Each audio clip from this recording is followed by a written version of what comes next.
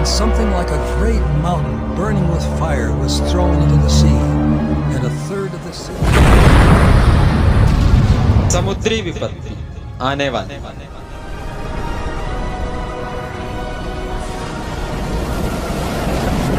Yemen में बसने वाले हूती विद्रोहियों ने अपने विरोध का प्रदर्शन लाल सागर में दिखाना प्रारंभ कर दिया।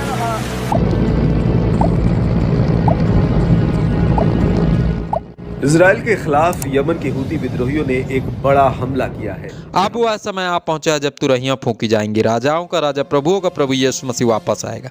दोस्तों, यह घटना किस प्रकार अपने अंजाम तक पहुंचेगी, इस वीडियो में पवित्र आत्मा बताएगा। सो वीडियो अंत तक अवश्य देखें, चैनल सब्सक्राइब कर घंटी जरूर बजाएं।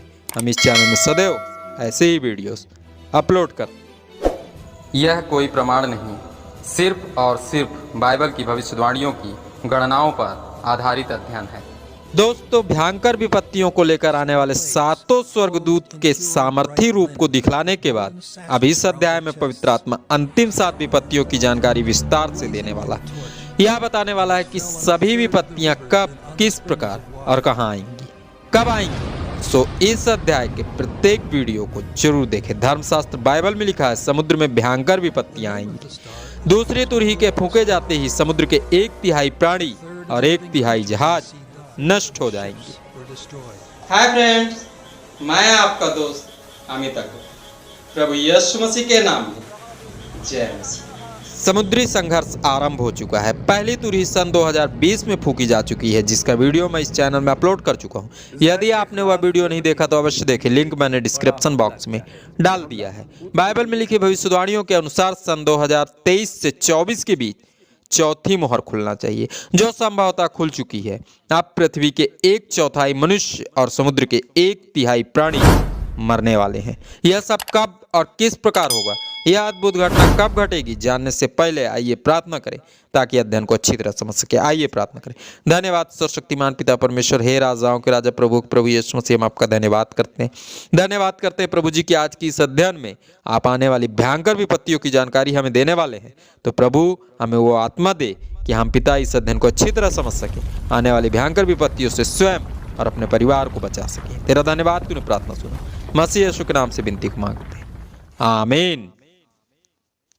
प्रकाशित वाक्य 16 अध्याय 1 पद। फिर मैंने मंदिर में से किसी को ऊंचे शब्द से उन सातों स्वर्गदूत से यह कहते सुना, जाओ परमेश्वर के प्रकोप के सातों कटोरों को पृथ्वी पर उड़ेल दो। पिछले अध्याय में विपत्तियों को लेकर आने वाले स्वर्गदूतों का रूप दिखाने के बाद अब इस अध्याय में पवित्र आत्मा प्रेरित यूहन्ना जी द्वारा आने वाली अंतिम 7 विपत्तियों के दृश्य को दिखलाने वाला है। दोस्तों, जैसा यूहन्ना जी ने देखा ठीक उसी प्रकार उन्होंने प्रकाशित वाक्य की पुस्तक में लिख दिया है। समुद्री संघर्ष से विपत्तियों का आरंभ हो चुका है। बहुत जल्द दूसरी तुरही की आवाज सुनाई देने वाली है। सो आज की भाषा और परिस्थिति में हमें इस दर्शन को समझना होगा, तभी आने वाली समुद्री विपत्ति से हम सभी बच सकते हैं, स्वयं और अपने समाज को सुरक्षित रख सकते हैं। दोस्तों, पवित्र आत्मा चाहता है कि हम आने वाली विपत्तियों को समझें, लोगों को समझाएं, ताकि मनुष्य आने वाली इन भयंकर विपत्तियों से बच जाए। पाप में फंसे अपने पापी मन को फिराकर वापस प्रभु यीशु मसीह के पास आ जाएं, क्योंकि दूसरी तुरही के फूंके जाते ही परम प्रधान की सामर्थ मनुष्यों की सुरक्षा करेगी। अंतिम 7 विपत्तियों को उंडेलने वाले सभी स्वर्गदूतों के तैयार होते ही यूहन्ना जी को एक आदेश सुनाई दिया। यूहन्ना जी लिखते हैं, मैंने परमेश्वर की महिमा के धुएं से भरे स्वर्गीय मंदिर से जारी हुए आदेश को सुना। दोस्तों, इस पद में उन्होंने मैं शब्द को इसलिए इस्तेमाल किया है ताकि सभी मनुष्य इस बात को भली भांति समझ लें कि अब तक जिसने अंतिम दिनों के दर्शन को व्यक्त किया है, वही शख्स इस दर्शन को भी व्यक्त कर रहा है। सो जैसे अब तक इस पुस्तक में लिखी भविष्यवाणियां पूरी हुई हैं, यह भविष्यवाणी भी निश्चय पूरी होगी। यह आदेश उन स्वर्गदूतों के लिए जारी होगा जो सृष्टि में अंतिम 7 विपत्तियों को उंडेलने वाले हैं। दोस्तों, यह आदेश किसने दिया, यह बात तो उन्होंने इस पद में नहीं बताई है, पर जारी हुए आदेश को स्पष्ट रूप से बताया है। वे लिखते हैं, इस आदेश में कहा गया, जाओ परमेश्वर के प्रकोप के सातों कटोरों को पृथ्वी पर उंडेल दो। अर्थात यरूशलेम में होने वाली आराधना के बाद जो विपत्तियां आरंभ होंगी वे पृथ्वी और मनुष्य जाति को समाप्त कर देने वाली विपत्तियां होंगी। सो वीडियो अपने मित्र और रिश्तेदारों तक जरूर पहुंचाएं, जरूर शेयर करें, ताकि वे भी आने वाले परमेश्वर के प्रकोप से खुद को बचा सके। अभी कुछ दिनों पहले ही आपने सुना होगा, गुजरात आ रहे समुद्री जहाज पर हूती विद्रोहियों ने आक्रमण कर दिया और उसे लूट लिया, तबाह कर दिया।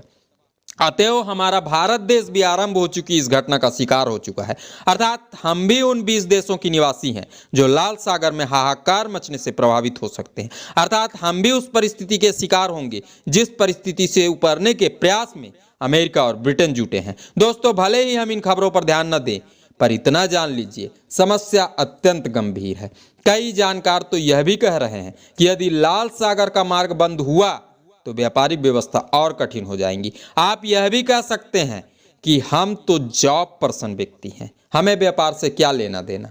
नहीं दोस्तों, लाल सागर में मचा हाहाकार दंड हम मिडिल क्लास और गरीबों को ही देगा। जानकार कहते हैं कच्चे तेल को आयात करने के लिए मार्ग बदलना पड़ेगा।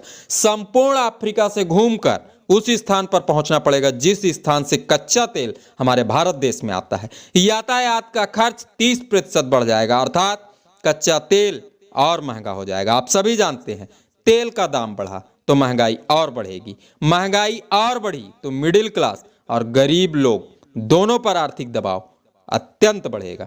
एजुकेशन प्रभावित होगा, लोग भूख से तड़प तड़प कर मरने लगेंगे। आपको याद होगा पाकिस्तान और श्रीलंका में महंगाई बढ़ी थी तो क्या हुआ था? कृपया कमेंट बॉक्स में लिखकर अवश्य बताएं। प्रभु पर विश्वास करने वाले सभी विश्वासी जय मसीह लिखकर प्रभु की महिमा करना ना भूलें। 20 ऐसे देश हैं जो हूती विद्रोहियों के खिलाफ अमेरिका और ब्रिटेन के साथ खड़े हैं। अर्थात लाल सागर वाले व्यापारिक मार्ग के बंद होने से इन सभी देशों की आर्थिक व्यवस्था प्रभावित हो सकती है। अर्थात कम से कम 20 देश ऐसे हैं जहां महंगाई बढ़ी तो मिडिल क्लास और गरीब लोग मरने लगेंगे।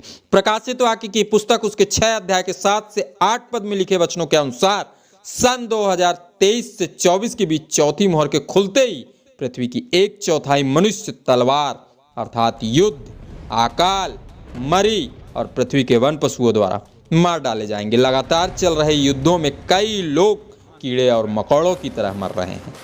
अकाल जो बढ़ती हुई महंगाई के वजह से आने वाला है। जंगल लगातार कट रहे हैं, सो पृथ्वी के वन पशु जंगलों से निकलकर नगर नगर में घूम रहे हैं, घर घर में घुसकर लोगों को फाड़ रहे हैं, मार रहे हैं। इतना बड़ा नरसंहार होगा, बड़े बड़े बम फूटेंगे। समुद्र के 1/3 प्राणी दूसरी तुरही के फूके जाते ही समुद्री संघर्ष में मर मिटेंगे।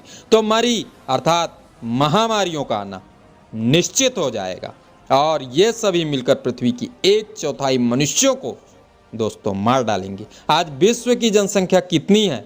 कमेंट में आप सभी लिखकर जरूर बताएं। दोस्तों, इसी जनसंख्या की 1/4 मनुष्य मृत्यु की आग उसमें समाने वाले हैं। प्रकाशित वाक्य की पुस्तक के इस प्रकाशन में पवित्र आत्मा कहना चाहता है कि अंतिम दिन आरंभ हो चुके हैं। अनुग्रह का समय बीतता जा रहा है। प्रत्येक मनुष्य को आलस्यता, अनाज्ञाकारिता और ढीठता भरी नींद से जागकर परम पवित्र परमेश्वर के पवित्र मंदिर को क्रूस पर बह रहे मसीह यीशु के लहू से धोकर साफ और शुद्ध करना होगा। एकमात्र परमेश्वर ही है जो आरंभ हो चुकी मुसीबतों में मनुष्यों की सहायता कर सकता है, उसकी अगुवाई कर सकता है, उन्हें विश्राम दे सकता है। लाल सागर में हो रहा समुद्री संघर्ष इस बात का खुला संकेत है कि राजाओं का राजा, प्रभुओं का प्रभु यीशु मसीह अत्यंत शीघ्र वापस आएगा। धर्मशास्त्र बाइबल में लिखा है, जब प्रभु यीशु मसीह वापस पृथ्वी पर आएगा, उसके आने से पहले आसमान में तुरहियां फूकी जाएंगी। बाइबल में लिखी भविष्यवाणियों के अनुसार सन 2020 में पहली तुरही फूकी गई। पहली तुरही के फूके जाते ही पृथ्वी में भयंकर हाहाकार मचा। तबाहियों के 7 मंजर नजर आए। समस्त सृष्टि के लोग थर-थर कांपने लगे। तबाहियों का दौर थमते ही मनुष्य वापस मनमानी करने लगा है। गुजर चुकी मुसीबतों को संभवतः भूल चुका है, वापस पाप की राह पर चलने लगा है। दोस्तों, परम पवित्र परमेश्वर की सामर्थ फिर नजर आने वाली है। वीडियो अच्छा लगा हो तो नीचे दिख रहे लाइक के बटन को जरूर छुएं। धर्मशास्त्र बाइबल में लिखी भविष्यवाणियों की गणना कहती है, इजराइल से आरंभ हुआ संघर्ष सन 2025 तक तीसरे विश्व युद्ध का रूप धारण कर लेगा। इस महायुद्ध के बाद दूसरी तुरही फूंकी जाएगी। मनुष्य और समुद्री प्राणी कीड़ों मकोड़ों के समान मरेंगे। दोस्तों, हूती विद्रोहियों का संघर्ष भी इजराइल हमास युद्ध से जुड़ा संघर्ष है, अर्थात प्रभु यीशु मसीह शीघ्र वापस आने वाला है। सो आज के अध्ययन से मिले शिक्षा के पद को जरूर याद रखें, जो आमोस नबी की पुस्तक उसके 9 अध्याय के 1 पद में पाया जाता। तो आइए इस पद को धर्मशास्त्र बाइबल से पढ़ें।